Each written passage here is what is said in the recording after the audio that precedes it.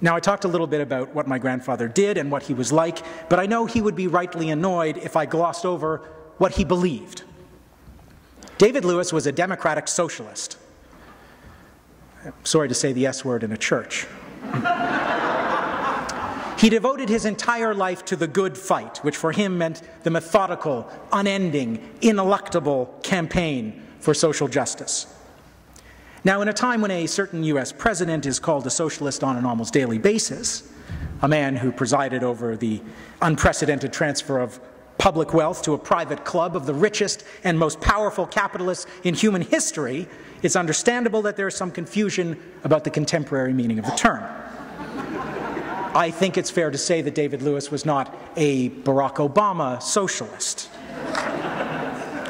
But I can tell you what he meant by democratic socialism because he devoted many words over many years to its evolving definition. In a lecture in 1955 at Wordsworth House, the CCF headquarters just down Bloor Street from here, he laid out with characteristic clarity both the ends and the means of socialism as he saw it, and I will paraphrase them very briefly here. For David Lewis, democratic socialism seeks to achieve a classless or egalitarian society free from exploitation, a society in which the profound inequalities of modern capitalism are mitigated and then eliminated by a fairer distribution of wealth and power so that everyone shares both economic and social security.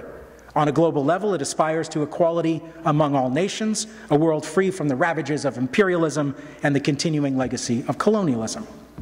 The main tools to achieve these ends include strong social planning and government regulation rather than the laissez-faire rule of market forces, public ownership of crown corporations. Remember when we used to say crown corporations? That could be held accountable and pressured to act in the national interest rather than a branch plant economy of corporate monopolies. Remember when we still said it was a branch plant economy of corporate monopolies. David's own signature tactic, which complemented and deepened his rhetorical skill, was a lifelong commitment to marshalling facts in support of these arguments, a preference for research and specificity which has long since vanished from the political class in this country. In the introduction to his book, Corporate Welfare Bums, he puts it this way: "Our message is not new. It's one of commitment to social and economic justice that others have shared for centuries. Perhaps the new element about our message is that we found a way to help people understand. We've given them the information, the precise and irrefutable evidence they need to comprehend fully the extent of injustice in this great country." The precise and irrefutable evidence. As someone who has so far resisted to join the paternal family business of politics, preferring my maternal family business of journalism, I am deeply grateful for this part of the Lewisian legacy. And in preparing for tonight, as I was reading old speeches and pamphlets of my grandpa's while Naomi disappeared behind ever-growing piles of research on climate debt, I stumbled on one moment when I thought I could see David at work in real time, marshalling the facts and arguments. Let me just share it with you. I was reading this magnificently magenta pamphlet, a speech that he gave in the 70s on the subject of corporate power today, the image and the reality, and I was struck by this passage. You'll see why. "It's no longer true that the corporations take the kind of risk they once did. The governing political ideas in modern society make it impossible for any government to permit important corporations to fail. Indeed, the larger and more important the corporation, the more numerous its roads of access to the public treasury. If the future of a modern large corporation becomes shaky, governments either hand out huge sums of money or buy the business up with inflated compensation for all concerned." A precise evisceration of the too-big-to-fail corporation.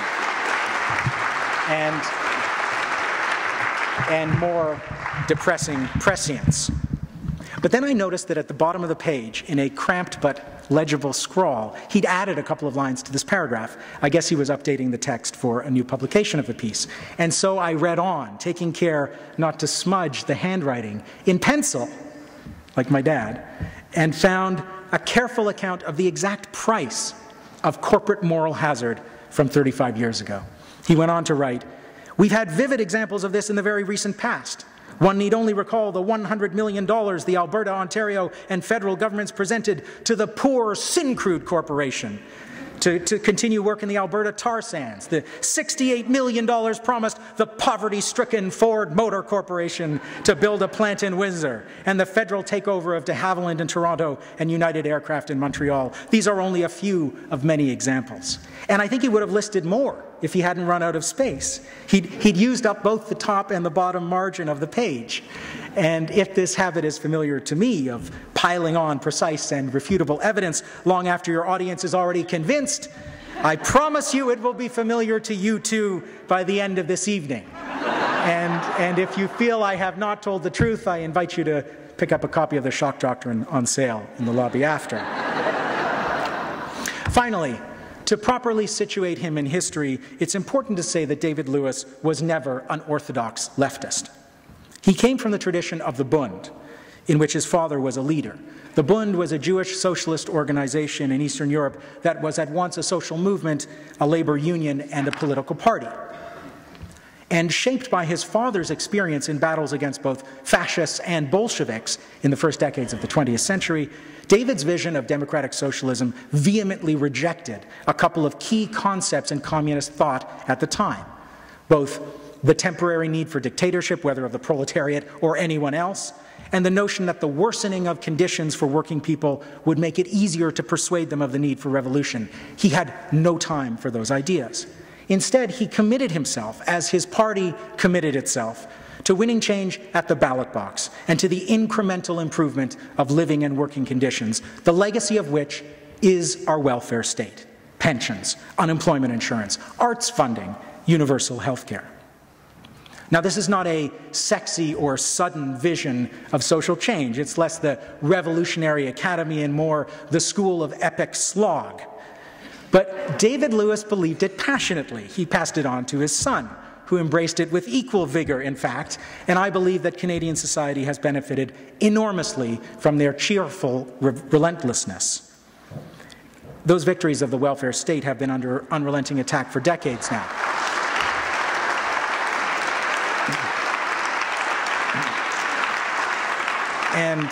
And as is pointed out in virtually every progressive meeting in this room over the last decades, we are losing much of what was gained in my grandfather's and my father's time in political life.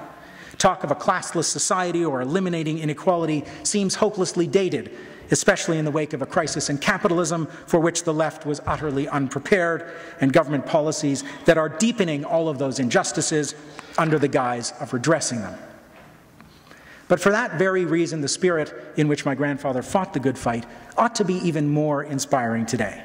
The fact that the struggle was, by and large, an exercise in unending defeat never seemed to bother him in the slightest. In fact, in his stubbornness, in his deep conviction, I suspect that it kept him going. One last quote from a speech he gave to an international law conference after he left politics just a few years before he died. The speech began very oddly for him, with a series of kind of Toastmaster after-dinner jokes, some self-deprecating, some at the expense of the organizer. The final one even vaguely ribald, involving a priest, a woman, and a bottle of brandy. I'll spare you, don't worry. But after he completed his elaborate warm-up, he said this: "Perhaps my remarks ought to be of this kind. Not very profound, perhaps not even very clever, but something to provoke a careless chortle. Unfortunately, I am not made that way. I have developed the habit of wanting to deal with things that concern the human condition. Most of you are very much younger than I am. Don't get into that habit.